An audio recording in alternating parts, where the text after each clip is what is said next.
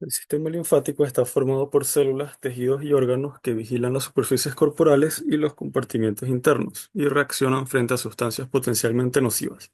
Está formado por células principalmente que se llaman linfocitos. El sistema linfático incluye al tejido linfático difuso, los nódulos linfáticos, los ganglios linfáticos, el vaso, la médula ósea y el timo. Los tejidos linfáticos son los sitios donde los linfocitos proliferan, se diferencian y maduran. Y al conjunto de los órganos y tejidos linfáticos suelen denominarse en conjunto sistema inmunitario. Hay órganos linfáticos primarios, que es en donde se generan, donde maduran los linfocitos, que serían el timo, el tejido linfático asociado al intestino y la médula ósea.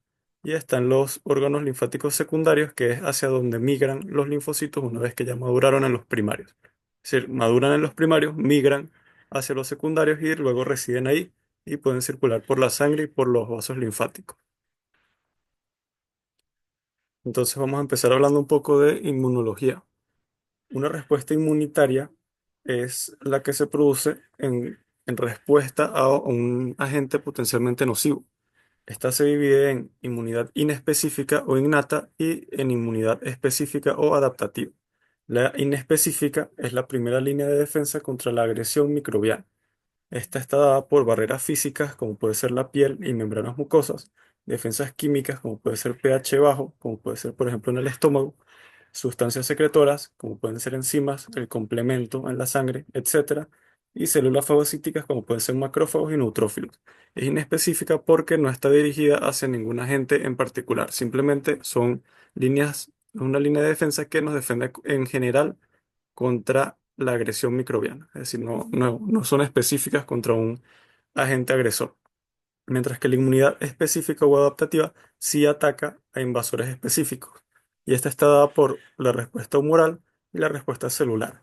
La respuesta humoral es la producción de anticuerpos por los linfocitos B, los cuales marcan invasores para su destrucción por otras células inmunitarias. En esta imagen podemos ver un anticuerpo y las partes de esta estructura. Entonces estas células, o sea, los linfocitos B, cuando se convierten en unas células que sean plasmocitos, van a liberar anticuerpos, los anticuerpos se van a unir a estos agentes y al unirse esto va a provocar que ocurran una serie de eventos que van a llevar a la destrucción de estos agentes. Y la respuesta celular, aquí se identifican células transformadas y células infectadas para su destrucción por linfocitos T. Y bueno, aquí en células transformadas se refieren, por ejemplo, a células cancerígenas. Y células infectadas pueden ser infectadas por un virus, por ejemplo. Entonces vamos a hablar de las células más importantes del sistema linfático, los cuales son los linfocitos que podemos ver aquí en las imágenes. Son los principales componentes celulares del tejido linfático. Ellos participan en un ciclo en el cual abandonan la circulación sistémica para entrar en el tejido linfático. Aquí vigilan a los tejidos circundantes y luego regresan a la circulación sistémica. Es decir, ellos están circulando por la sangre y llegan a los tejidos linfáticos y después pueden pasar también por los vasos linfáticos y también regresan a la sangre. Están en un ciclo que se da de esta forma. Y hay tres tipos principales, los linfocitos T, B y NK. Ellos se diferencian en los órganos linfáticos primarios, es decir, la médula ósea, el tejido linfático asociado al intestino, que estas son las siglas en inglés, y el timo. Los linfocitos maduros se organizan alrededor de unas células que se llaman células reticulares que producen fibras reticulares. Y aquí de esta forma se forman los órganos linfáticos secundarios, es decir, los nódulos linfáticos, los ganglios linfáticos, las amígdalas y el vaso. Los linfocitos T se diferencian en el timo. Representan entre el 60% y el 80% de los linfocitos circulantes. Ellos expresan en su superficie, en su membrana plasmática, unas moléculas que se llaman CD2, CD3, CD5 y CD7. Y también expresan receptores que se llaman receptores de célula T, o las siglas serían TCR. Ellos a su vez se subclasifican en linfocitos T CD4 más cooperadores. Ellos expresan, aparte de todo esto, una molécula en su superficie que es el marcador CD4 y a su vez se subdividen en células Th1 y células Th2.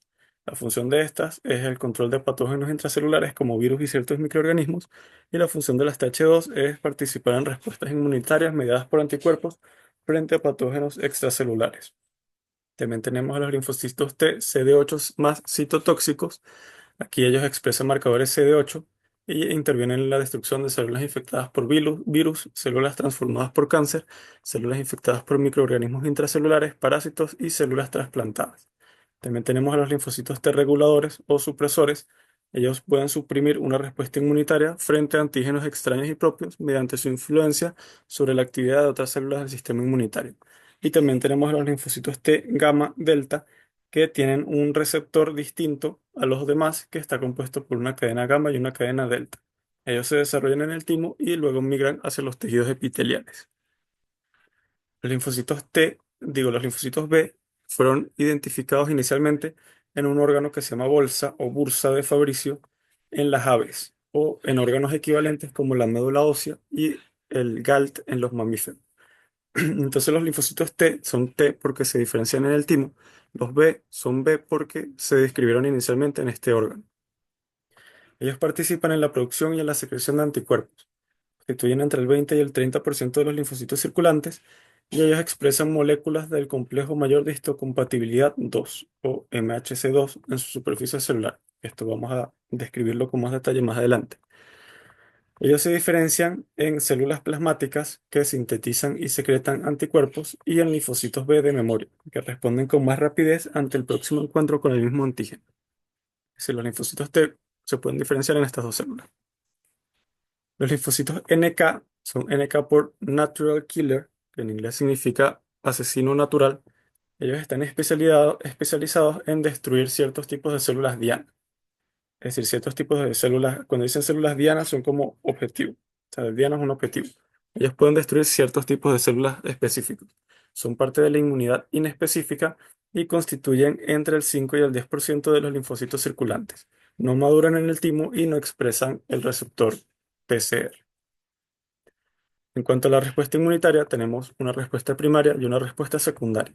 La primera es el primer encuentro del organismo con un antígeno. Esta se da por unos pocos linfocitos B que han sido programados genéticamente para responder ante ese antígeno específico. Luego de esta respuesta inicial, permanecen en la circulación linfocitos B específicos para el antígeno que funcionan como células de memoria. Y luego la respuesta secundaria suele ser más rápida y más intensa porque ya hay linfocitos B de memoria programados para responder ante este antígeno específico. Entonces aquí tenemos linfocitos B que responden por primera vez a este antígeno y luego permanecen como células de memoria. Y en la secundaria, estas células de memoria pueden hacer una respuesta más rápida y más eficiente. Las moléculas MHC, es decir, complejo mayor de histocompatibilidad, ellas se encuentran en la superficie, en la membrana plasmática de las células, y ellas sirven para exponer fragmentos cortos de proteínas extrañas digeridas. Entonces, tenemos dos tipos. Las MHC1, ellas se expresan en la superficie de todas las células nucleadas y también en las plaquetas. Es decir, todas las células de nuestro cuerpo que tienen núcleo y también las plaquetas van a expresar estas moléculas en su superficie.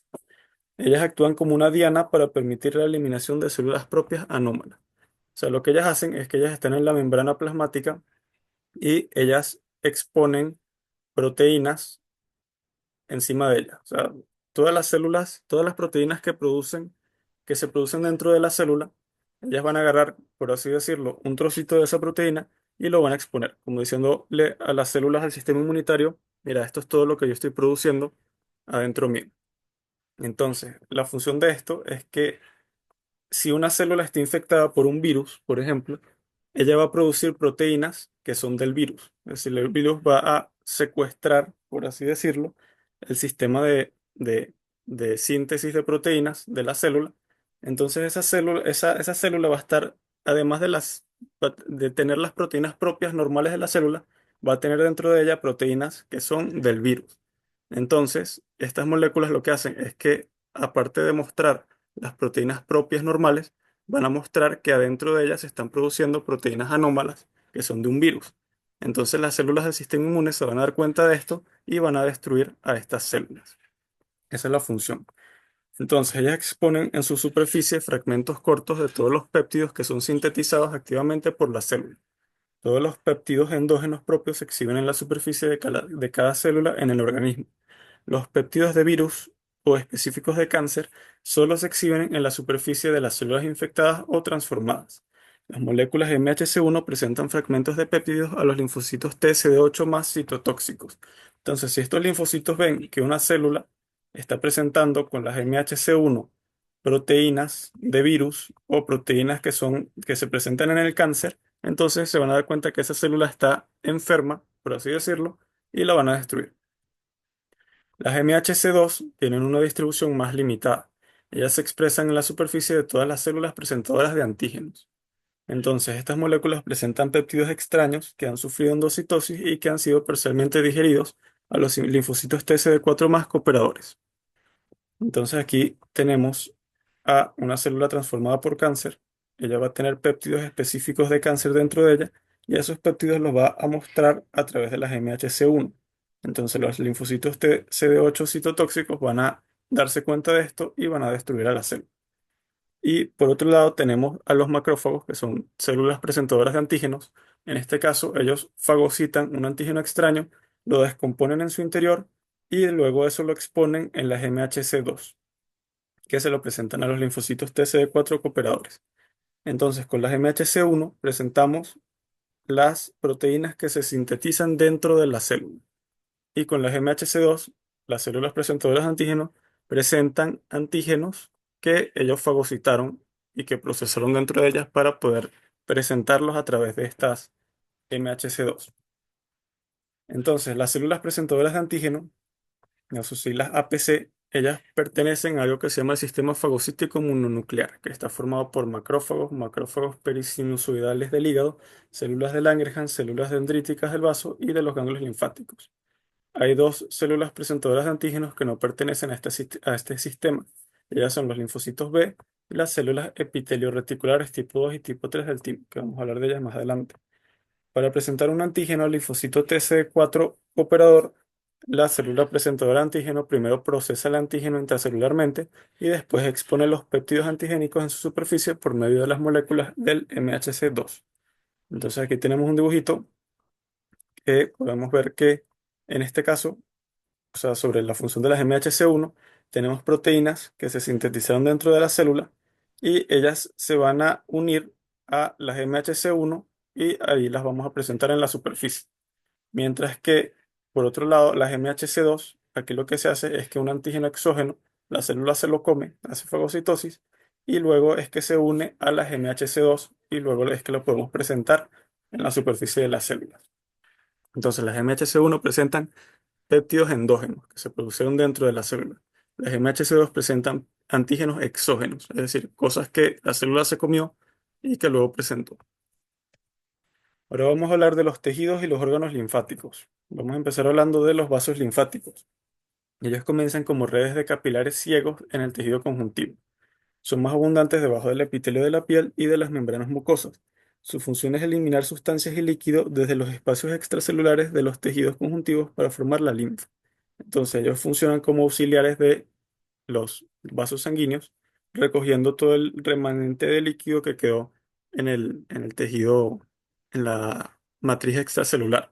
Van a recoger este tejido y van a drenar posteriormente hacia el torrente sanguíneo nuevamente.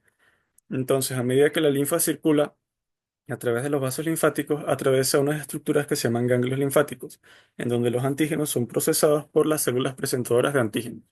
Los linfocitos transportados por la linfa ingresan en los ganglios linfáticos a través de de los vasos linfáticos aferentes, mientras que los linfocitos transportados por la sangre ingresan en el ganglio a través de las paredes de las vénulas capilares. Te lo vamos a hablar mejor cuando hablemos de ganglio linfático. Entonces aquí podemos ver esto que les estaba comentando de cómo los linfocitos pueden llegar y pasar a través de los ganglios linfáticos, que son estas estructuras que tienen forma de riñón o forma de carota. Los linfocitos pueden entrar a través de unos vasos linfáticos que se llaman vasos linfáticos aferentes o también pueden entrar a través de la sangre y luego salen a través de los vasos linfáticos eferentes.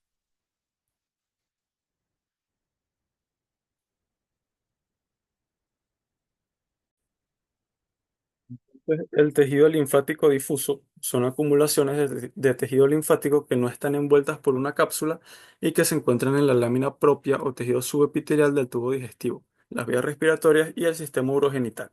Se denomina tejido linfático difuso o tejido linfático asociado con las mucosas. Entonces aquí podemos ver una lámina del intestino, donde podemos ver glándulas intestinales, y en este tejido conjuntivo subepitelial, aquí vamos a tener tejido linfático difuso. Es decir, son linfocitos que están distribuidos, sueltos por ahí en el tejido conjuntivo. Los nódulos linfáticos o folículos linfáticos son concentraciones bien definidas, pero no encapsuladas, de linfocitos que están contenidos en una malla de células reticulares. Ellos se encuentran en las paredes del tubo digestivo, en las vías respiratorias y en el sistema urogenital. Un nódulo puede ser primario cuando consiste principalmente en pequeños linfocitos, o puede ser secundario cuando presenta dos zonas. Una que está más adentro, que se llama centro germinativo, que es la región central del nódulo, tiene linfocitos inmaduros grandes, y esto indica, si hay un centro germinativo, indica una respuesta del tejido linfático frente a un antígeno. Y la zona que está alrededor es la zona del manto o corona, que es un anillo externo de pequeños linfocitos. Entonces aquí también podemos ver una lámina del intestino, en donde por debajo del epitelio tenemos a este nódulo linfático, que es una estructura más o menos circular compuesta por linfocitos. Y bueno, aquí también podemos ver una lámina de ganglio linfático, y en la parte más externa, en la corteza de los ganglios linfáticos, también vamos a tener nódulos linfáticos, que es lo que te marcan aquí con LN. Esto es un nódulo linfático. Los nódulos linfáticos suelen estar dispersos individualmente de manera aleatoria, pero en el tubo digestivo hay algunos cúmulos de nódulos linfáticos que están en ubicaciones específicas, formando estructuras específicas, como pueden ser las amígdalas, las cuales forman un anillo de tejido linfático en la entrada de la orofaringe. Como podemos ver aquí, aquí tenemos a las amígdalas. Entonces las amígdalas son las amígdalas faringias o adenoides, palatinas y linguales. Ellas no poseen vasos linfáticos aferentes y tienen un epitelio plano estratificado o sea, está revestido por un epitelio plano estratificado, y este epitelio se invagina en el tejido conjuntivo subyacente para formar las criptas amigdalinas. Aquí podemos ver un corte histológico de una amígdala, que podemos ver que por debajo de este epitelio plano estratificado presenta múltiples nódulos linfáticos. También tenemos a las placas de Peyer, que se ubican en el ilion. Podemos ver en el intestino estas placas de Peyer, que son agrupaciones de nódulos linfáticos bien definidos que están por debajo del epitelio. Y también tenemos otra estructura que es el apéndice, el cual es adyacente al ciego, y su lámina propia contiene muchos linfocitos y nódulos linfáticos. Entonces se considera que el apéndice puede cumplir con una función inmunitaria por esta gran abundancia de linfocitos que contiene. También el tejido linfático difuso y los nódulos linfáticos reciben su nombre según la región u órgano en donde se encuentran. Entonces tenemos el tejido linfático asociado con el intestino, el cual se ubica en el tubo digestivo, al tejido linfático asociado con los bronquios, el cual está en las vías respiratorias, y al tejido linfático asociado con la mucosa, que incluye a los dos anteriores. Entonces, los ganglios linfáticos son órganos linfáticos encapsulados, pequeños y con forma de riñón, encapsulados porque tienen una cápsula de tejido conjuntivo. Ellos están a lo largo de los vasos linfáticos y sirven como filtros para la linfa. Están en todo el organismo, aunque se concentran en regiones como las axilas, la región inguinal y los mesenterios. Hay dos tipos de vasos linfáticos que están en contacto con los ganglios linfáticos. A los ganglios linfáticos se les describe una superficie convexa, que a través de ella entran los vasos linfáticos aferentes, es decir, vasos linfáticos que llevan linfa hacia el ganglio. Y en la región cóncava, es decir, esta parte de acá que se llama ilio, por ahí sale un vaso linfático eferente, es decir, un vaso linfático que lleva linfa desde el ganglio hacia el exterior del ganglio. Y por este hilo también van a pasar vasos sanguíneos. Entonces, además de los linfocitos, ellos tienen elementos de sostén. Una cápsula de tejido conjuntivo, que podemos ver aquí en la imagen, este es un corte histológico de un ganglio linfático, cordones o trabéculas, que es tejido conjuntivo denso que va desde la cápsula hacia el parénquima del ganglio. Es decir, son como paredes de tejido conjuntivo que se extienden desde la cápsula hacia adentro. Y también tenemos tejido reticular, que son células y fibras reticulares que forman una malla de sostén en todo el órgano. Las células de la malla reticular son células reticulares, que ellas producen fibras reticulares y tienen evaginaciones citoplasmáticas. Las células dendríticas, que son presentadoras de antígenos, macrófagos y células dendríticas foliculares que adhieren complejos antígeno-anticuerpo con sus evaginaciones. Entonces aquí podemos ver la cápsula, podemos ver que la parte más externa es la corteza, que se divide en una corteza superficial y una corteza profunda. Y la parte de adentro es la médula. Y esta parte por donde salen los vasos linfáticos eferentes y por donde salen y entran los vasos sanguíneos es lo que se llama ilio. Entonces, el parénquima se divide en una corteza y una médula. La médula, esto que vemos aquí, la parte de más adentro, y la corteza tenemos una corteza superficial y una corteza profunda. La corteza consiste en una masa densa de tejido linfático y senos linfáticos que son conductos para la linfa. Es decir, llegan los vasos linfáticos aferentes y esos conductos dentro del ganglio por donde pasa la linfa, eso se llama senos linfáticos. Entonces tenemos, dependiendo de su ubicación, que los senos pueden ser trabeculares cuando están adyacentes a las trabéculas, que son estos tabiques de tejido conjuntivo, o pueden ser medulares cuando ya se ubican en la médula del ganglio linfático. Vamos a tener que en la corteza superficial vamos a tener nódulos linfáticos. Los nódulos linfáticos están en la corteza superficial. Y vamos a tener también linfocitos T y linfocitos B que se van a ubicar en regiones diferentes del ganglio. La mayor parte de los linfocitos T están en la corteza profunda del ganglio linfático y la mayor parte de los linfocitos B están en la corteza superficial en los nódulos linfáticos. Los senos medulares convergen cerca del ilio, desde donde salen los vasos linfáticos eferentes. Hay tres tipos de conductos linfáticos denominados senos, que como les comenté, dependiendo de su ubicación, los que están justo por debajo de la cápsula son los senos subcapsulares o corticales. Luego los que están al lado de las trabéculas son los senos trabeculares y los que están en la médula son los senos medulares. Los linfocitos y macrófagos o sus evaginaciones van y vienen desde los senos linfáticos y el parénquima del ganglio. Los senos tienen un revestimiento de endotelio y algunos linfocitos entran al ganglio a través de los vasos linfáticos aferentes, es decir, estos de acá. Pero la mayoría, es decir, el 90%, lo hace a través de las vénulas de endotelio alto en la corteza profunda. Entonces, en la corteza profunda vamos a tener estas vénulas que se llaman vénulas de endotelio alto. Eso es porque sus células endoteliales tienen una forma más o menos cilíndrica y por eso se llaman de endotelio alto. Entonces, los linfocitos pueden entrar a través de los vasos linfáticos aferentes o también pueden entrar por la sangre a través de estas vénulas de endotelio alto y luego salen por los vasos linfáticos eferentes. Los antígenos transportados por la linfa se filtran a través de los senos y penetran en los nódulos linfáticos. Cuando los antígenos son procesados, los linfocitos B se activan y diferencian en células plasmáticas productoras de anticuerpos y linfocitos B de memoria. Los ganglios linfáticos en los que los linfocitos están respondiendo a antígenos con frecuencia aumentan de tamaño. Y la linfadenitis es un agrandamiento inflamatorio del ganglio linfático. Entonces aquí podemos ver una imagen donde hay vasos linfáticos y ganglios linfáticos.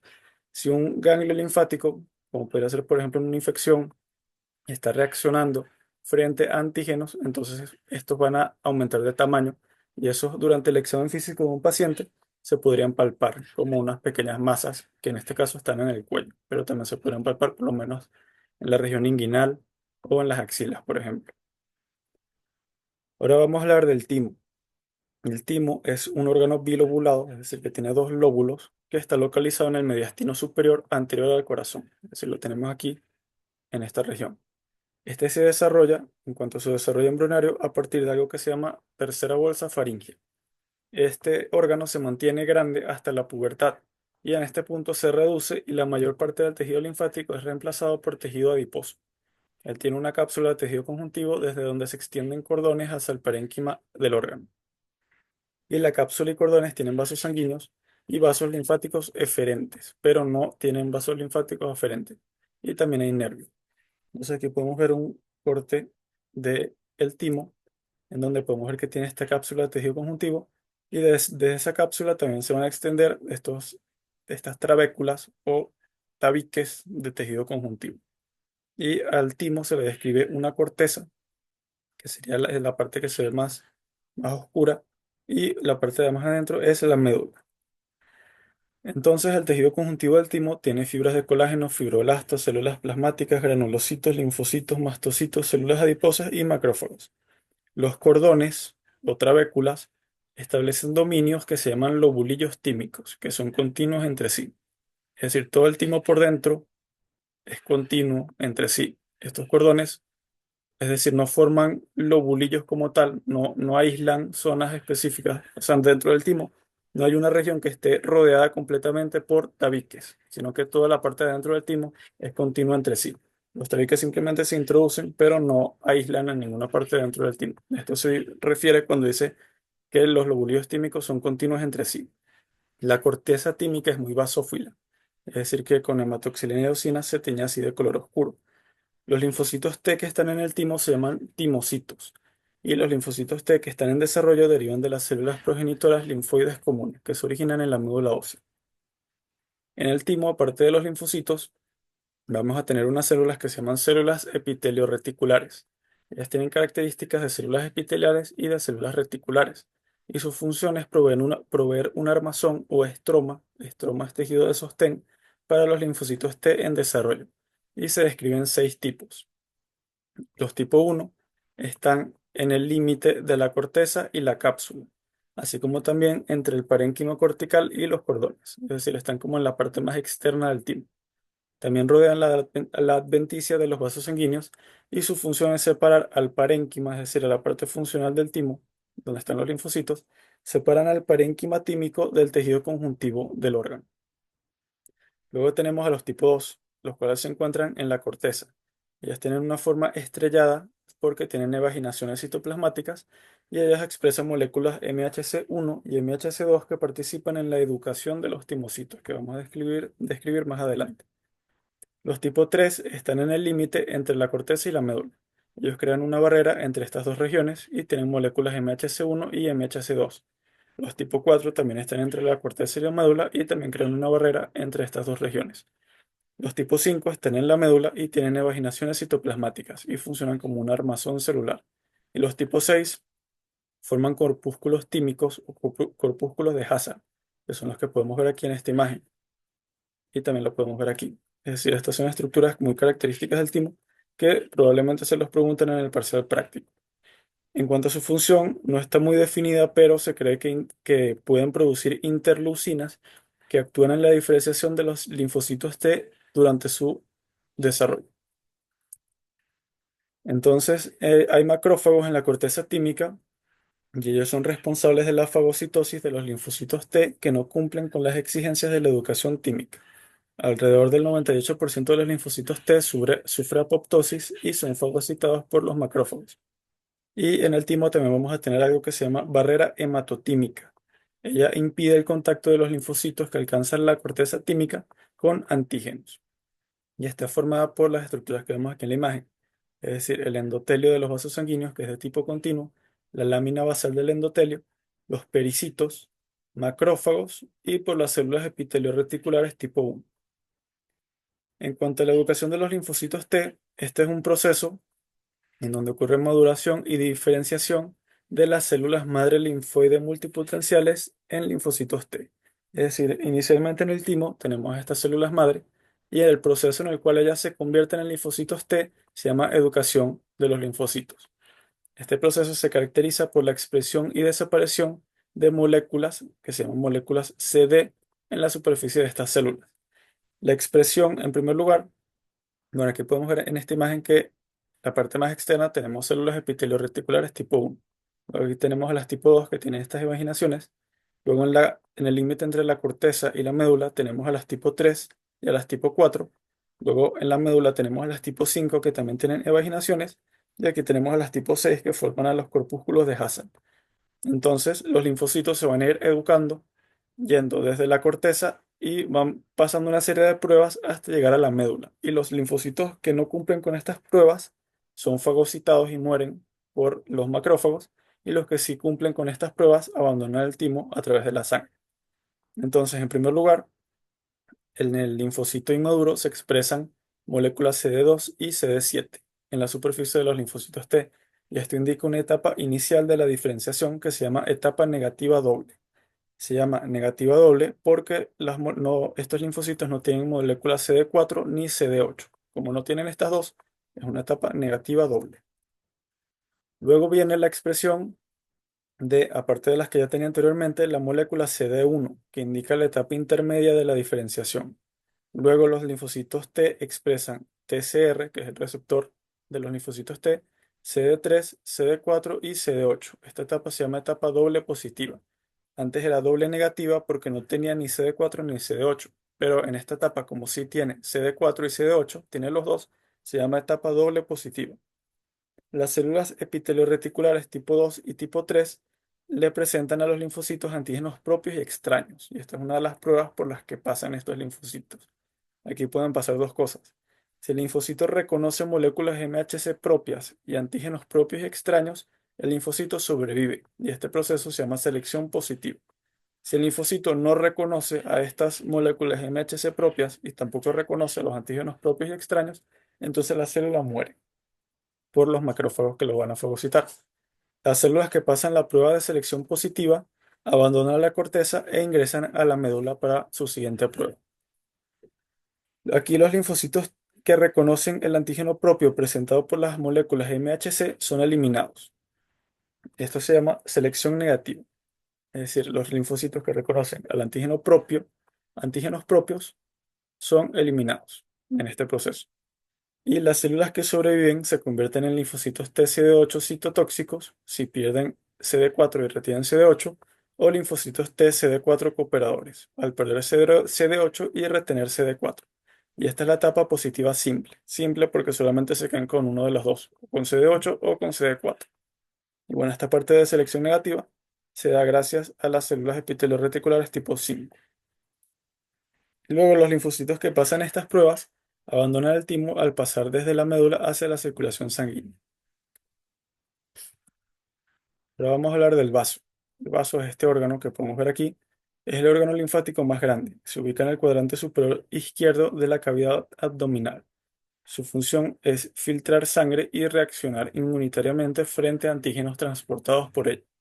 El vaso contiene linfocitos, espacios o conductos vasculares especializados, una malla de células reticulares, fibras reticulares, macrófagos y células dendríticas. Y él está rodeado por una cápsula de tejido conjuntivo denso, desde la cual se extienden cordones hacia el parénquima del órgano. Este tejido conjuntivo tiene miofibroblastos, que son células contráctiles. Entonces, por eso, él tiene la capacidad de contraerse por estas células contráctiles capsulares y trabeculares para liberar eritrocitos almacenados en él hacia la circulación sistémica. La arteria y vena esplénica, los nervios y los vasos linfáticos pasan por el ilio en su superficie medial. Es decir, en su superficie medial pasan estos vasos y esto es lo que se llama ilio. Y podemos ver un corte histológico del vaso. Y bueno, los vasos linfáticos se originan en algo que se llama pulpa blanca. Entonces aquí podemos ver que la parte más externa es una cápsula de tejido conjuntivo, desde el cual parten tabiques o trabéculas de tejido conjuntivo. Tenemos estas estructuras que se llaman nódulos esplénicos, que es lo que constituye lo que se llama pulpa blanca, que como podemos ver se ve basófilo cuando está teñido con hematoxilina y eosina. Es decir, la pulpa blanca se ve de color más oscuro y la pulpa roja se ve de color más claro. La pulpa roja, ya vamos a ver cómo se estructura. Podemos ver un dibujo esquemático de estas estructuras. Entonces vamos a empezar hablando de la pulpa blanca. La pulpa blanca es la que podemos ver aquí de color blanco. Él está compuesto por tejido linfático. Se ve basófila, es decir, se ve color oscuro en los cortes histológicos. Y este contiene ramas de la arteria esplénica. Estas ramas son estos puntos rojos que podemos ver aquí, que son las arterias centrales. Es decir, dentro de la pulpa blanca o de un nódulo esplénico, vamos a tener que dentro de ella va a discurrir una arteria que se llama arteria central. Y alrededor de esta arteria central va a haber linfocitos. Los linfocitos que están alrededor de la arteria central constituyen la vaina linfática periarterial, que tiene un aspecto circular y se parece a un nódulo linfático. Entonces, a este nódulo linfático o nódulo esplénico que constituye la pulpa blanca, también se le describe un centro germinativo en donde hay linfocitos B y una zona marginal en donde predominan los linfocitos T. Y a los nódulos grandes se le llama nódulos esplénicos o corpúsculos de Malpighi. Aquí cabe destacar, y esto te lo mencionan también en el ROS, que estas estructuras en el vaso se llaman corpúsculos de Malpighi y no se deben confundir con unas estructuras que hay en el riñón que también tienen el mismo nombre, que se llaman también corpúsculos de Malpighi. Es decir, tenemos unos corpúsculos de Malpighi en el vaso, que son estos nódulos esplénicos, pero en el riñón, que lo vamos a ver más adelante, también vamos a tener unas estructuras que se llaman corpúsculos de Malpighi.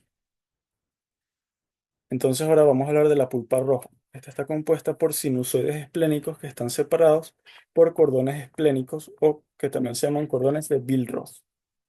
Estos cordones consisten en una malla de células reticulares y fibras reticulares. Dentro de la malla reticular hay abundantes eritrocitos, macrófagos, linfocitos, células dendríticas, células plasmáticas y granulocitos. Los macrófagos esplénicos fagocitan a los eritrocitos dañados y el hierro de los eritrocitos destruidos se usa en la formación de nuevos eritrocitos. Entonces, estos nódulos son la pulpa blanca y todo lo que está alrededor es la pulpa roja, que está formada por estos sinusoides esplénicos que están limitados por cordones esplénicos. Entonces, aquí podemos ver una imagen más con aumento de la pulpa roja. Aquí las células, estos sinusoides esplénicos van a estar revestidos por células endoteliales. Hay espacios intercelulares que permiten el paso de los eritrocitos hacia y desde los sinusoides. Es decir, los eritrocitos, aparte de estar dentro de estos sinusoides, pueden salir y entrar y estar libres en esta pulpa roja. Las evaginaciones de los macrófagos se extienden entre las células endoteliales y dentro de la luz del sinusoidal para detectar antígenos en la sangre. Los sinusoides carecen de una lámina basal continua y en su pared no hay células de músculo liso ni pericito. Este tipo de circulación, en donde los eritrocitos pueden circular libremente por dentro de los sinusoides y por fuera de ellos también, se le llama circulación abierta. Entonces, las ramas de la arteria esplénica, es decir, la arteria principal que irriga al vaso es una arteria que se llama arteria esplénica. Esa arteria se ramifica y esas ramas pasan por estas trabéculas o tabiques de tejido conjuntivo y aquí tienen el nombre de arteria trabicular. Luego, esa arteria trabicular pasa a ser una arteria central cuando está dentro de un nódulo esplénico. Luego, a partir de ese nódulo esplénico, la arteria central emite ramas que son las arteriolas peniciladas. Y también esas arteriolas peniciladas luego se van a convertir en capilares. Esos capilares, cuando están rodeados por macrófagos, se llaman capilares envainados. Y luego esa sangre que sale de los capilares pasa por esta circulación abierta, es decir, sale de estos vasos sanguíneos y está libre en la pulpa roja, donde interacciona con todas estas células, estos macrófagos, que ellos van a determinar cuáles eritrocitos están envejecidos o dañados y los van a fagocitar. Entonces, como les comenté, la arteria central continúa hacia la pulpa roja, se ramifica en arterias peniciladas que se convierten en capilares arteriales. Luego los capilares terminan en la malla reticular de los cordones esplénicos, en donde se filtra la sangre por la circulación abierta. Y luego la sangre que es recogida en los sinusoides, es decir, de los capilares, pasamos a los sinusoides, pasa la sangre a través de esta malla reticular donde se filtró, y esa sangre luego drena en las tributarias de las venas trabeculares. Y esas venas trabeculares van a converger en venas más grandes y van a abandonar el vaso como la vena esplénica. En cuanto a las funciones del vaso, tenemos que tiene funciones inmunitarias y hematopoyéticas. Las inmunitarias son la presentación de antígenos por las células presentadoras de antígenos y la iniciación de la respuesta inmunitaria frente a estos antígenos. También van a participar en la activación y proliferación de linfocitos B y T, en la producción de anticuerpos contra antígenos en la sangre y en la eliminación de antígenos macromoleculares de la sangre. En cuanto a las funciones hematopoyéticas, esto viene dado por la captación y destrucción de eritrocitos y plaquetas envejecidos, dañados y anómalos. También en la recuperación del hierro de la hemoglobina de los eritrocitos, que esto se va a reciclar para producir eritrocitos nuevos. También él participa en la formación de eritrocitos durante la vida fetal y también sirve como almacenamiento de sangre en algunas especies. Cabe destacar que el vaso no es indispensable para la vida en los seres humanos. Este se puede extirpar quirúrgicamente en un proceso que se llama esplenectomía en caso de que sea necesario. Este puede ser, por ejemplo, en caso de un traumatismo muy grave, en donde el vaso esté muy dañado. Aquí se podría considerar una esplenectomía. En este caso, cuando ya una persona no tiene vaso, la captación y la destrucción de los eritrocitos envejecidos se da en la médula ósea y en el hígado. Y ya para finalizar el tema, aquí tenemos un cuadro comparativo de todas estas estructuras del sistema linfático, donde tenemos a los nódulos linfáticos, los ganglios linfáticos, el timo y el vaso. Aquí podemos ver la función en cuanto a los nódulos linfáticos, es vigilancia inmunológica de las membranas mucosas. Ellos no tienen una cápsula de tejido conjuntivo, no tienen una corteza ni una médula. Si presentan nódulos linfáticos, ellos son los nódulos linfáticos. No tienen vasos linfáticos aferentes, sí tienen vasos linfáticos eferentes y sí tienen vénulas de endotelio alto. Y bueno, en cuanto a los rasgos característicos, estos son tejido linfático difuso con nódulos linfáticos distribuidos en forma aleatoria subyacentes a la superficie epitelial. En cuanto a los ganglios linfáticos, su función principal es filtrar linfa y generar respuestas inmunitarias frente a los antígenos en la linfa. Ellos sí tienen una cápsula de tejido conjuntivo, sí se les describe una corteza y una médula, sí tienen nódulos linfáticos que solamente están en la corteza superficial, sí tienen vasos linfáticos aferentes, también tienen vasos linfáticos eferentes, tienen vénulas de endotelio alto asociadas con la corteza profunda y bueno, ellos presentan sinusoides linfáticos subcapsulares, trabeculares y medulares y también una malla reticular. En cuanto al timo, su función es desarrollar linfocitos T inmunocompetentes. Tiene una cápsula, tiene corteza y médula, no tiene nódulos linfáticos, no tiene vasos linfáticos aferentes y en cuanto a los vasos linfáticos eferentes, sí tiene que se originan en el tabique y en la cápsula de tejido conjuntivo. Este no tiene vénulas de endotelio alto. Y bueno, en cuanto a su estructura, se le describen lobulillos tímicos, mallas de células epiteliales reticulares y corpúsculos de Hassall solo en la médula. Y en cuanto al vaso, su función principal es filtrar sangre, eliminar eritrocitos viejos, generar respuestas inmunitarias. Él sí tiene una cápsula de tejido conjuntivo, no se le describe una corteza en una médula, sí tiene nódulos linfáticos, que viene dado por la pulpa blanca, no tiene vasos linfáticos aferentes, sí tiene vasos linfáticos eferentes, no tiene vénulas de endotelio alto y en cuanto a su estructura, tiene bueno, una pulpa blanca y una pulpa roja que tiene todas estas estructuras. Y eso sería todo por el tema de sistema linfático.